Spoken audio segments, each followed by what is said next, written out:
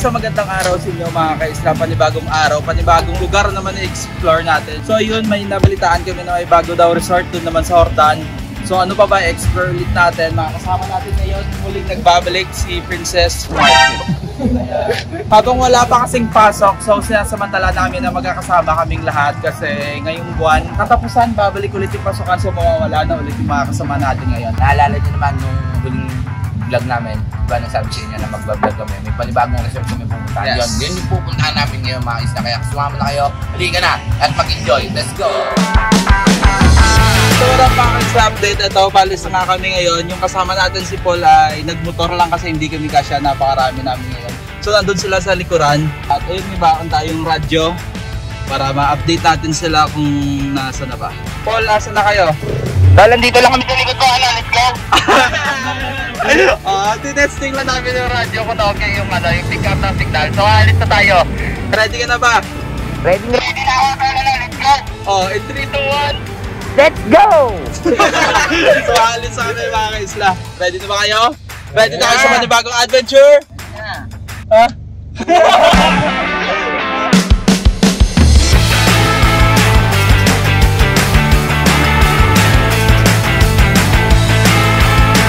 Tol, medyo traffic. Tol, may truck sa unahan, tol. Standby lang. Tol. Waiting out dito, tol, sa likod mo. Mukhang kailangan kong mauna para makita mo na kung ano yung iraradyo ko agad sa'yo. Copy. Safe. Okay, game. Anong usok ng truck, puta? Okay lang yan, singutin mo na lahat para wala na matira. Pag ako na i-date tol, bubusinahan ko to. So yun, nandito na tayo ngayon sa barangay Santa Teresa. Mula Alibuon pupunta ka sa Santa Teresa, may biyahe kayo ng 5 to 7 minutes. Tapos dito banda sa crossing mismo ay may signage naman na 85 bantod. So hindi kayo malilito kasi may signage naman kung saan pupunta. Ito madadaanan natin yung Kabaling Beach Resort, yan. Dumiretso lang kayo, wag kayong liliko. At tapos mga 15 meters makikita nyo na yung signage ng 85 bantod.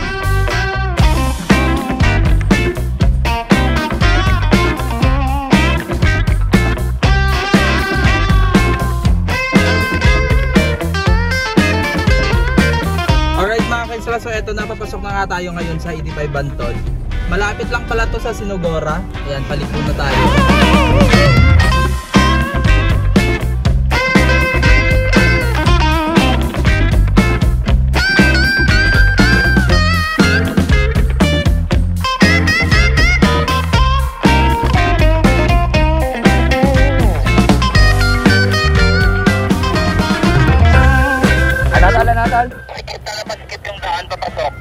Kaya natin yan, tol. Gimaras nun nga, tol eh. Around the world ta, tol. Kaya kailangan natin harapin itong mga pagsubok na pinagdadaanan natin. May mga bagay na kailangan mong tiisin para makalampas sa mga problema. So yun mga ka-isla, dito namin papasok namin 85 months, tol. Medyo masikip, mga isla. Ito sila, oh. Ayun sila, oh. Tumigil. So yun mga ka-isla, yung madadaanan natin ngayon, puro na uphill kasi bundok yung tatahakin natin ngayon. Medyo pahirapan pero syempre adventure yung hanap pa ya. Tol, nagalala ako kasi tumigil ka, tol. Wala, okay lang, tol. Ayan mga ka-isla, kung may dala-dala kayo sa sasakyan, dapat busina muna kayo para malaman na ng baka may sasakyan sa itaas para safe na hindi kayo magkabanggaan kasi makitid yung daan papasok dito. Parang kasya lang yung isang sasakyan sa isang daan. 2 lanes pero napakakitid ng ng kanilang semento.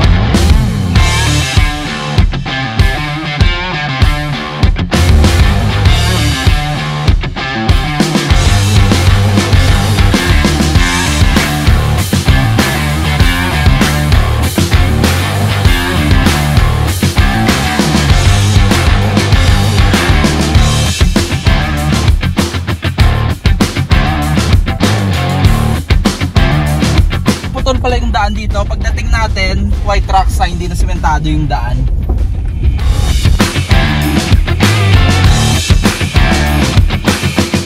May sobrang risky na daanan dito mga kaisa, pero ewan ko kung kakayanin natin kasi makakapasok yung sasakyan pero napakakitid ng daan, tapos yung sa gilid bangin na.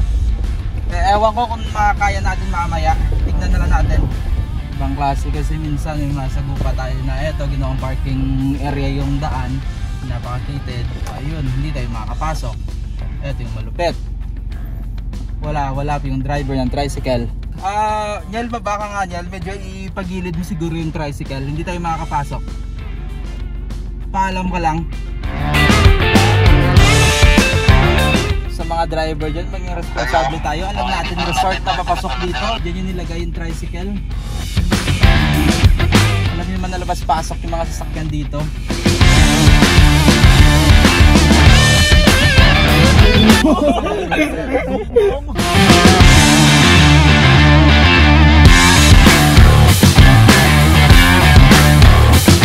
Ay, grabe yung daan dito.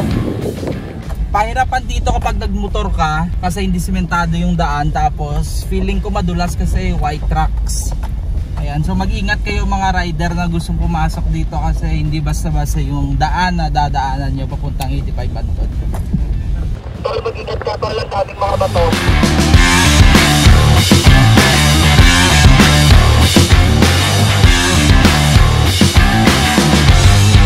Tol, di ako makasagot sa'yo. Nag-focus ako sa daan, tol. Sobrang hirap. Ang daming bato. Baka madulas ako. Okay lang yan, madulas ka sa maling tao, wag lang sa tamang tao.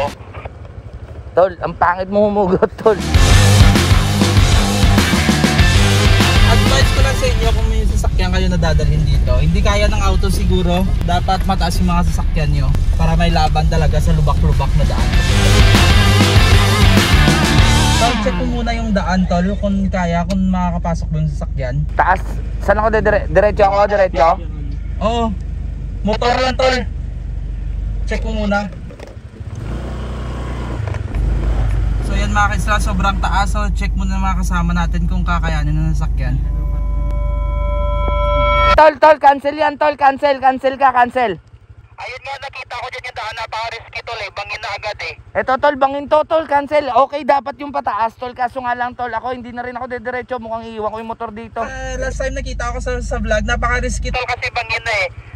Yung pumapasok lang siguro yung malalakas sa laging loob, pero napakadelikado kasi napakakitid ng daan, tapos diretso bangin na nga. So kung maglalakad tayo tol, napakalayo siguro na lalakarin natin. Tingin ko, tol, ewan ko lang ha. Pero titingnan namin, tol. So yung mga kaisla, nandito na kami. Pinasok namin yung daan, tiningnan namin kung makakapasok ba yung sasakyan na dala ni Ken. Pero mga kaisla, hanggang dito lang. Tingnan nyo naman mga kaisla kung anong kalalim yung dadaanan namin.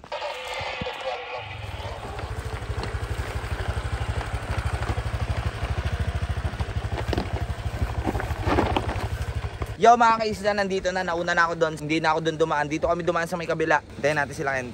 Mukhang dito rin sila magpapan. Tol, paalala ko lang sa'yo, tol, wala kang lilikuan dyan, tol, ha?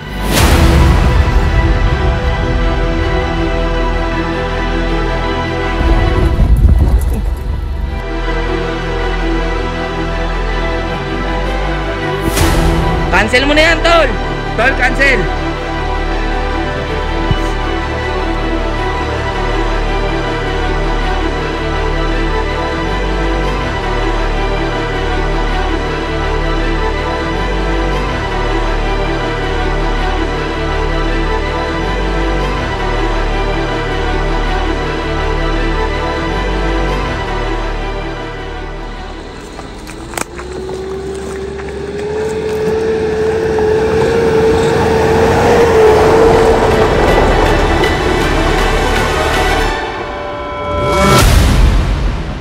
Hanggang dito lang tayo, napakadelikado talaga.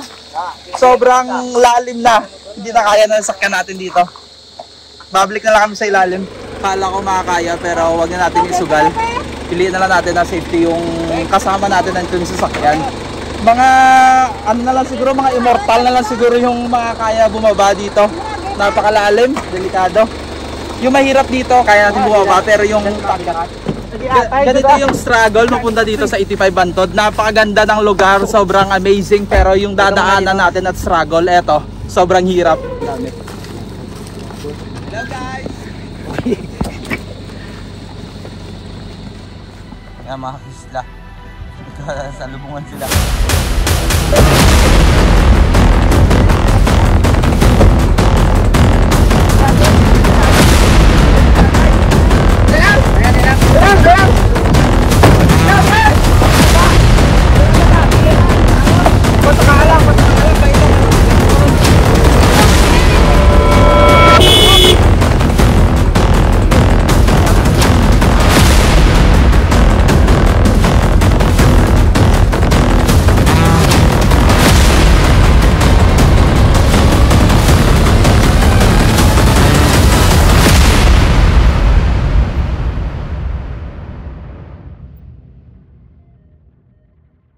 So yun mga isa.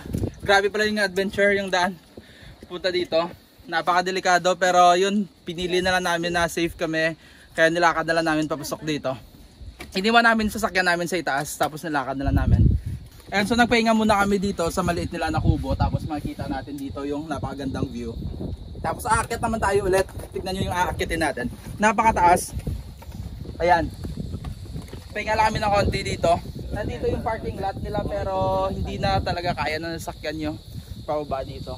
Mas mabuti na lang nalakarin nyo lang. Nakakapagod kasi tignan nyo naman yung mga dala namin. May dala kami 1 galon tubig. Yung dry box na malaki na mahigit 8 kilo siguro yung mga dala namin. Tapos may ice box pa.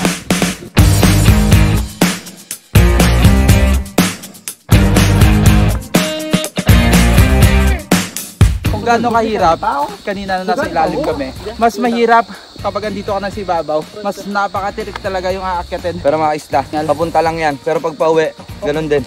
Pero sana, pagdating na talaga natin dun sa ibabaw, bawing-bawi na lahat ng pagod natin, yung effort natin, na makikita natin na view. Si Paulo, yung pagod.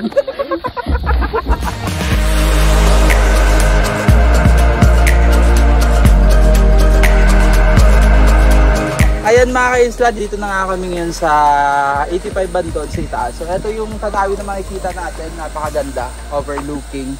Sobrang solid naman bawing-bawi yung pagod natin sa pag-akyat dito kasi ito yung view na makikita natin. Pagdating namin dito ay walang caretaker pero maghihintay na lang tayo para makapagtanong tayo mamaya kung magkano nga ba yung entrance nila dito, yung mga cottages nila.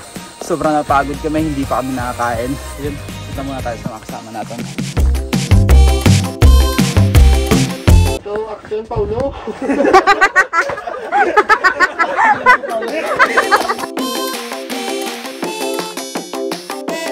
Action, Paulo, mabudlay ng kasada, di ba? Action, Budoy, sa totoo lang, tama ka, budlay. Tulog na namin sila na po.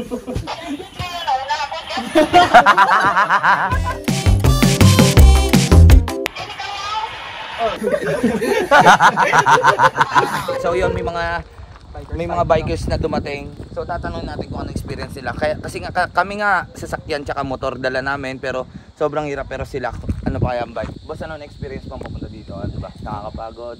Muntik na mamatay pero Okay kaya naman. naman. Napakahirap ng daan. Sa ibang mga bikers diyan, wag na yung pumunta, muntik na sila mamatay. Wala kang tropa dito na magbabike. Taga saan ba talaga kayo, boss? Bagong baba ng barko. Bagong baba, mga seaman. Mga seaman pala to. So ako naghahanap ko ng adventure, buwis buhay na nakakapagod, punta kayo dito. Ito yung nagpapatunay kung gaano kahirap yung daan papunta dito. So sa kung sagad naman yung yung nagbe-big dito pero kaya naman. Pero kami bago lang, medyo lang. Dapat talaga malakas yung stamina mo dito at matagal ka mapagod kasi yun nga. Kaya nila, tol. Risky, oh. Kaya nila mga seaman. Uhaw sa lupa to eh. So yun, trail agad yung hinanap mo. Single baba nyo ng dalawa. Okay, mga asawa na kayo. Single, tol, wag kang bumigay, tol. Kaya mo yan, tol, wag kang bumigay. Sa mga babae dyan, akin to. Sa mga bikers natin na nakilala dito sa 85 Bandon, Don at si Arvin. So ayan, ito pala ang rest house nila mga ka-isla na may kasamang kitchen na. 7,500. Tol, parang nagmamadali ka na. Bababa na tayo sa ilalim. Kasi gutom na yung kasama natin. Hindi pa kami nakakain, mag-alas-2 na. So bilisan na natin. Sa mga gustong pumunta dito, ito yung kanilang rest house na may kasamang kitchen. Kompleto na yung appliances, may ref. Pwede kayong magluto. At ayun, up and down siya. Tumataging-ting na 7,000. Hindi naman siya kamahalan kasi buong bahay na mga ka-isla. Yan, malapit siya mismo sa kanilang swimming pool. Ayun, 7,000. So kami, bababa kami sa ilalim kasi may open cottage doon na nagkakalagang 1,500 lang. Doon tayo sa vegetarian. Okay? So nagmamadali na yung mga kasama natin kasi gutom na. Bababa na kami. Ano yun?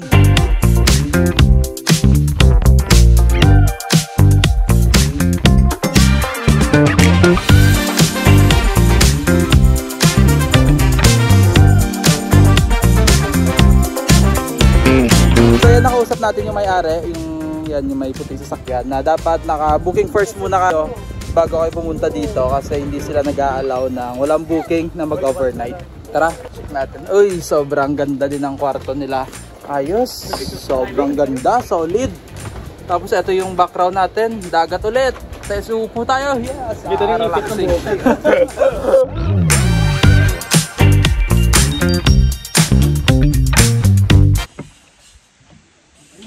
Ano na? Power on. That's not meant you. Tol, nang lalaki yung mata mo, gutom ka na? Hindi tol, may vlog din siya. It's my vlog.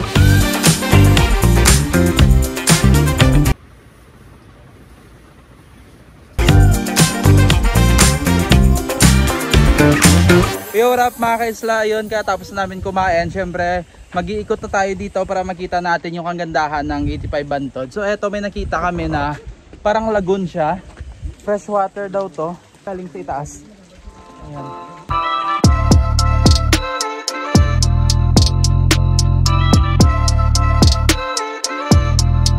Yung wala pa yun mga ka-isla, maliligo na kami. Abangan nyo kasi eto yung pinakamaganda sa kanila, yung kanilang swimming pool. Yun, wala na kaming gagawin kasi tignan nyo naman, napakababa ng tubig. Super low tide, maliligo na lang tayo sa pool.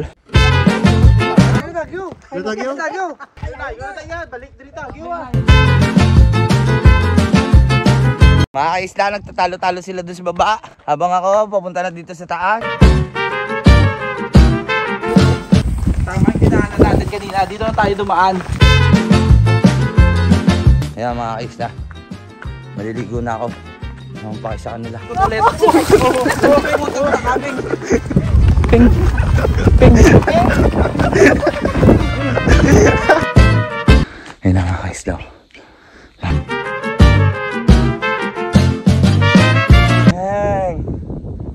Naangas no? Tama yung dinaanan natin kanina, dito na tayo dumaan.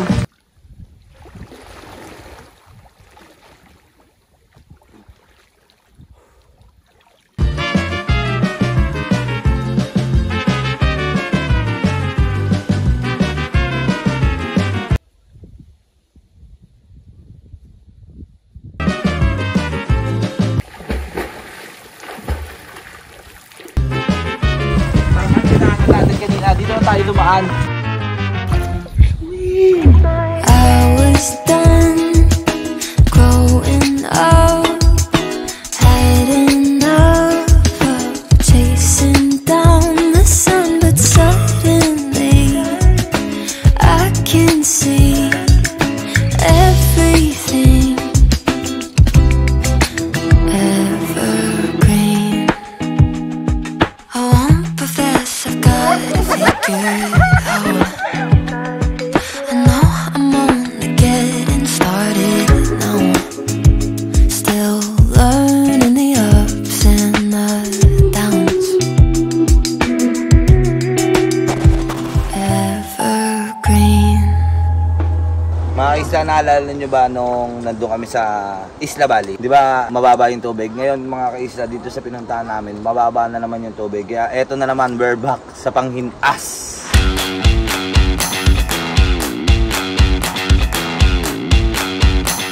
Marami kami nakasalubong na nanginginhas mga ka-isla kasi eto nga kapag malapit kayo sa laot, eto yung hinihintay nila kapag low tide. Masipag ka lang pumunta dito sa dagat, marami kang makukuha.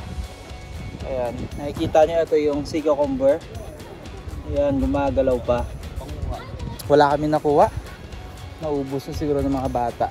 Oy, sus, ay sus. Doy, kumalma ka. So ayan, kapag low tide, kita nyo buhay na buhay yung mga corals dito. Ayan, kaya yung mga isda natin dyan, ingatan natin kasi dito, eto yung mga bahay ng mga isda na dapat hindi masira. Pa, lalo pang rumami yung mga isda natin dito.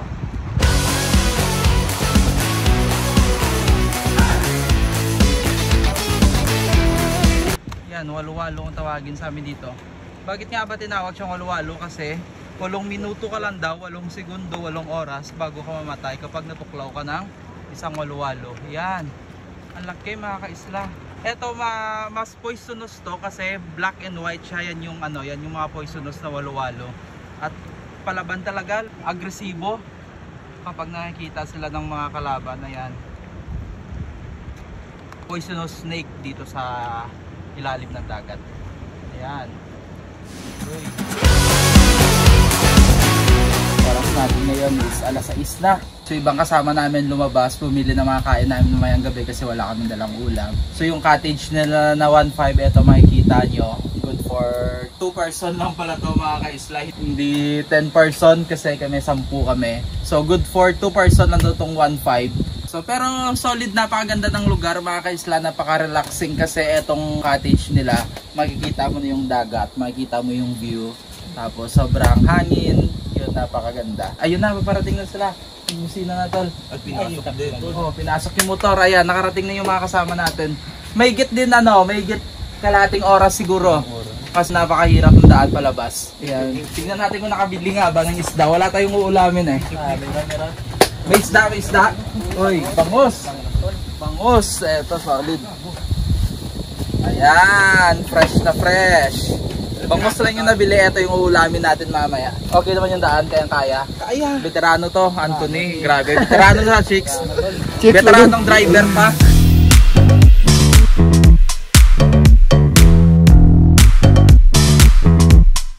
Yung oras pa yun mga ka-isla, ito na yung gagamitin namin mamaya sa bangus. Yan, sinihiwa ni Chris Paul. Tol, okay na lang tol. Wala tayong chopping board mga ka-isla, so karton lang. Survival talaga mga Survival ka-isla. talaga, wala tayong paghiraman. Tsaka alam nyo naman mga ka-isla na ako yung Siya yung tagaluto natin sa vlog. Ayan, hinihiwa niya yung mga ingredients natin. So lulutuin namin mamaya. Inihaw lang na bangus. At least tol, makakatikim tayo ng fresh. Hindi tol, nakatikim na tayo ng fresh, nakakain pa tayo, nabusog pa tayo, at masaya pa tayo. Ayun. Yun lang yun.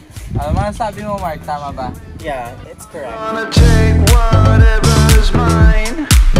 I'm gonna make it to the top. Alright mga ka-isla, update. Ito na nagluluto na kami ngayon. Naulamin namin mamaya itong bangus, 3 piraso. Ayan, so habang yung mga kasama natin nasa loob ng cottage, nag-e-enjoy. Nagluluto kami ni Mark ng uulamin namin mamaya. And eto dito sa isla, napakatahimik na. Eto na, inabot na tayo ng gabi, so napakatahimik. Wala silang guest, so kami lang. Magagawa naman natin yung anong gusto natin kasi wala tayong madidisturbo. Kasi tayo lang yung tao dito, tayo lang yung guest. May enjoy talaga namin tong resort. Ayan, so maraming salamat pala sa caretaker kasi siya yung naglinis sa bangus. Wala kasi tayong panglinis. Ayan, so, ayun, shoutout kay Kuya Dennis, yung caretaker ng resort dito. Napakalaki ng bangus, imagine niyo yung yung 2 piraso, 1 kilo na. 5 piraso to mga ka-isla, yung 2 piraso pina-freezer muna namin kasi baka hindi naman namin maubos. Kaya kapag nabitin kami, lulutuin nila namin yung 2 piraso. Parang uulan ng kagupuhan ni Erwin.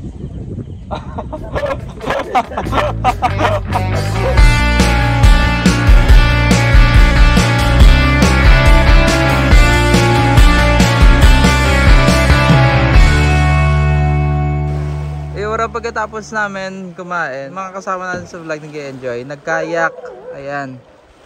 Baga alas 12 na, ayan. Nagkayak pa.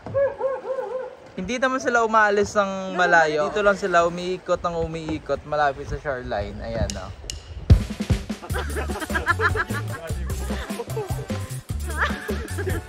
Wala! O diba, so yan nila mga ka-isla. Mga lasing na yan o. Nagkakanambola na. Panalo si na Paulo. Tara! Ayun, nagkakarera yung mga kasama natin mga ka-isla, mga lasing.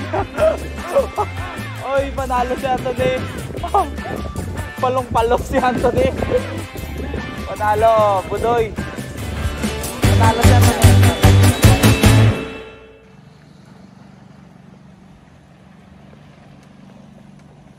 Yo, what's up? Magandang umaga mga ka-isla.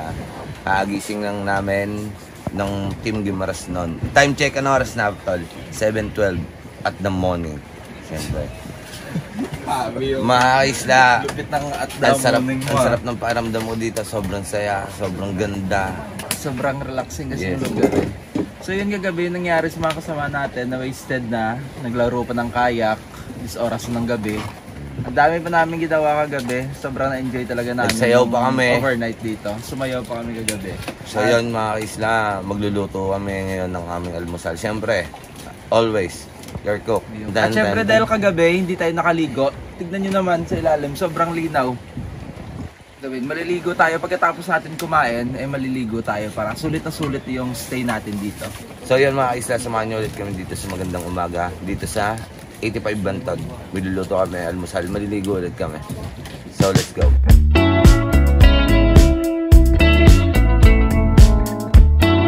Eto na ngayon, nagluluto na si Paul ng ulamin natin. Ayan, dito sa kanilang kitchen, dito sa 85 Bantod. Ulamin natin ulit yung ano lang, yung maling tsaka corned beef. Ito yung ulam natin. Ayan. Kasama natin ngayon si Erwin. Isla pagkatapos namin kumain, syempre napakalinaw ng tubig. Enjoyin talaga natin yung pag-stay natin dito. Maliligo tayo. Ayan, tapos ano pa ba, mag-snorkeling tayo para magpakita natin sa inyo kung gaano kaganda yung mga corals na nila dito. Ha? Maraming pwedeng gawin dito.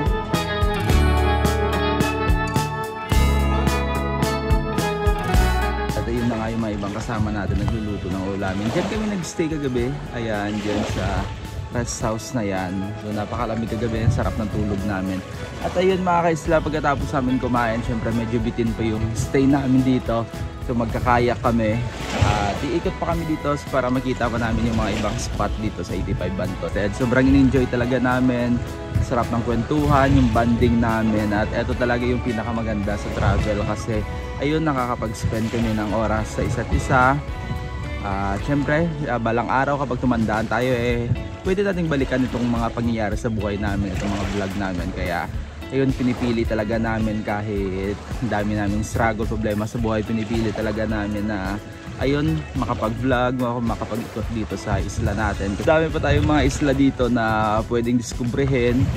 At ayun, mapuntahan nyo din at mapapakita natin sa inyo kung gaano kaganda tong isla ng Guimaras. Kaya habang naghihintay tayo na maluto yung ulam natin, eto, unwind muna tayo. Pinapanood yung magandang view dito sa ilalim. So yun, abangan nyo mga kaisla kasi next content naman natin is bahala na, baka mag-ilog naman tayo, maghanap ng ibang spot dito sa Guimaras.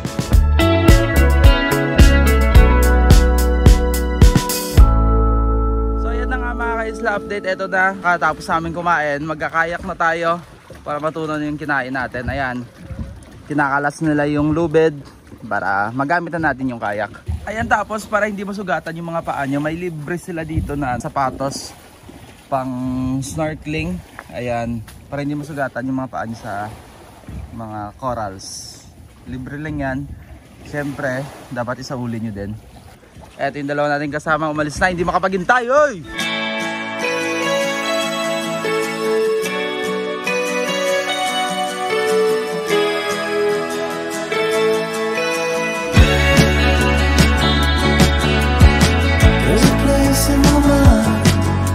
Want to be. I imagine you sitting next to me, driving into the night. We're so young and free.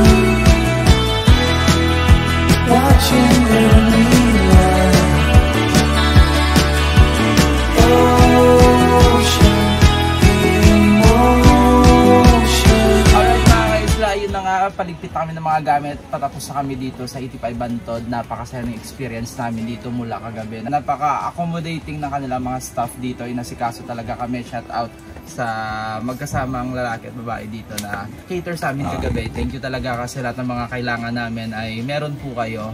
At ayun mga kaisa, sa mga gustong pumunta dito, punta na kayo dito. Napakaganda ng view, marami kayong pwedeng gawin dito, magkayak, napakaganda ng beach, at lalo na yung pool nila, 50 pesos yung entrance dito. Kung day tour, kung sulit. Sulit na sulit. Medyo nakakapagod papunta pero sulit naman pagdating mo dito. Medyo risky yung daan, nakakapagod lakaran, pero bawi naman sa view mga kaisla. So yun mga kaisla, sa mga gustong pumunta dito sa 85 Bantod, message nyo lang sila sa kanilang FB page nila. Yun, kasi hindi sila dumatanggap dito kapag direct to the point na lang kayong pumunta dito, bawal. Dapat magpabook kayo sa kanila. So yun mga kaisla, sobrang ganda dito. Nakita nyo naman yung mga ginawa namin, sobrang happy. Wala kayong masasabi pag pumunta kayo dito. Grabe talaga yung happiness mo dito, tol. Tol, sobrang enjoy ka talaga. Ayun na, dito na kayo magtatawas. Ready na kayo in 3, 2, 1, come on!